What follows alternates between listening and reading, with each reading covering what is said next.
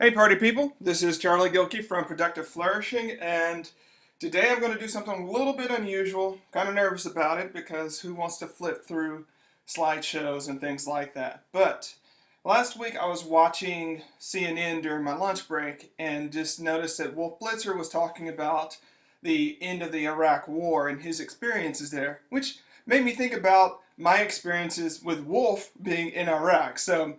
He came through. I was assigned to escort him through our base, and so here's a picture of me and Wolf Blitzer in a place I can't disclose in Iraq. All right, so yeah, it's just really fun. I was digging through some of these photos, and a lot of them I can't show, but I've got about 8 more that I will show to give you some context.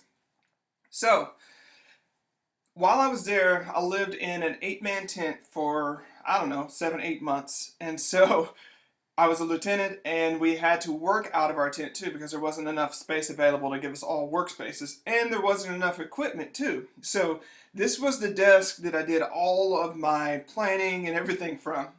Here recently I've been thinking about a lot of the tech transitions and just some of the things going on in our business and what we do and don't have and what we need. And this picture always makes me return back to just remembering I've done great stuff with less in a worse environment. So let's just get in there and make it happen.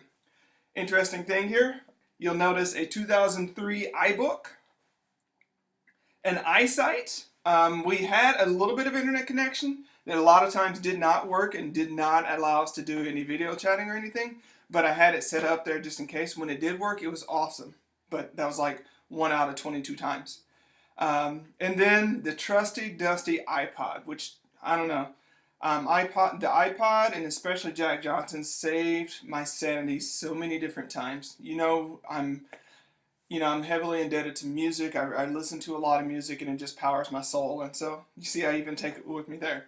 They didn't have enough equipment, and I wasn't going to let that be a distraction from getting the job done. So bought my own equipment and took it over there and got it set up. And don't laugh at the bed. I was doing laundry that day. Alrighty. So I've gathered a few pictures from some convoys. You've heard me and read me talk about convoys in the past and some of the stuff that's happened on them. I was actually in the gun turret for one, just to do something a little bit different. And so I was riding along with the convoy in the gun turret of a Humvee.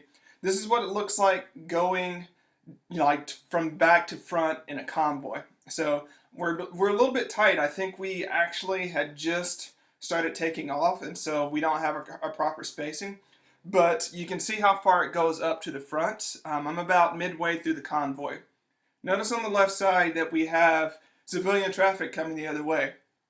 I'll talk a little bit more about civilians here in just a second, but yeah, that's part of the challenge, is that we are trying to do military operations with civilians on the battlefield. Very challenging. Here's what that same convoy looks like from the front. I'm way up at the front. You can see how far it goes back. Now, keep in mind that this is in the desert, and so the distances are actually much further than look. That goes back, 1 or 2 kilometers or so. So it's pretty far back there. You own a lot of battlefield when you're in a convoy. Now, another picture of that. A few things I wanted to show you. Notice how far back this convoy goes. Again, it's in the desert. It's kind of hard to tell, but it goes back there pretty far.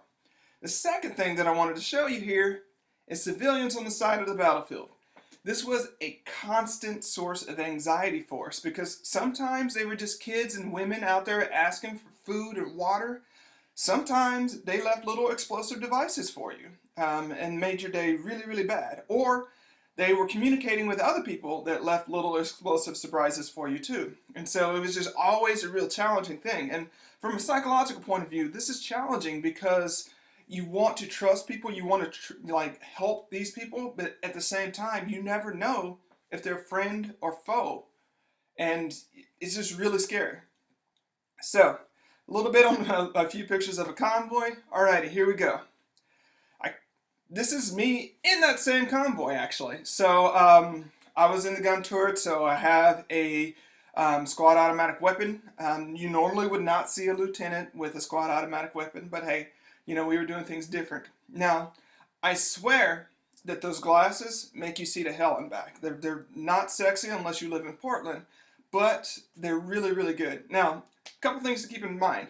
By the time you count the armor that's on under my coat, the ammo that I was carrying, the rifle, the radio equipment, the random stuff that goes in pocket, your clothing, it's easy to carry 40 to 60 pounds on you. And you got to move and be in and out and getting up and down and in vehicles and hitting the ground. It can be quite stressful and challenging, especially in the desert and it's hot. So that's me with that particular armor weapon configuration. Now, I can't tell you where this is, and I can't tell you why I was there, but this is one of the palaces that I needed to visit, and it was really starking to me. It was a really stark contrast to me because on the one hand you have that desolate desert, and you have really extreme poverty. Kids walking in the desert with no shoes on and without clothes and don't have food and water. And on the other hand, you have these palaces built by the dictatorial regime here. And so this is one of the bathrooms, marble floors, marble walls, gold on everything. It was amazing. And also, just a reminder of what it was like. So this is me, again, same place, can't tell you where, sitting in Saddam's chair. It's a pretty comfy chair. It's pretty big too. So it became one of those things, and it was a place where you could take your picture there, so I snagged a picture while I was there. So that's me in another one of Saddam's palaces in one of his chairs. Alrighty, so the last thing. The deployment was one of the best and worst times of my life. Learned a lot. There's a lot of fear, and there's a lot of stress, and a lot of stuff that's just hard to talk about sometimes. And I had it relatively easy as deployments go. But at the same time that there was all that loneliness and fear and anxiety and stress, there were these beautiful sunsets and beautiful sunrises. And for me, it was always a symbolic thing, because the sunrise or sunset meant that you made another day and you had another day to live, and you were one step closer to home. And a lot of people couldn't say that. And we were reminded, that's the nature of war, is you read the reports, you know what's going on. Not everybody gets another sunrise and sunset, and it's a very precious thing. So, this one always takes me back. It reminds me to make the best of what I've got, because it's not assured that we're going to have it forever. So, a quick run through of some pictures from Iraq.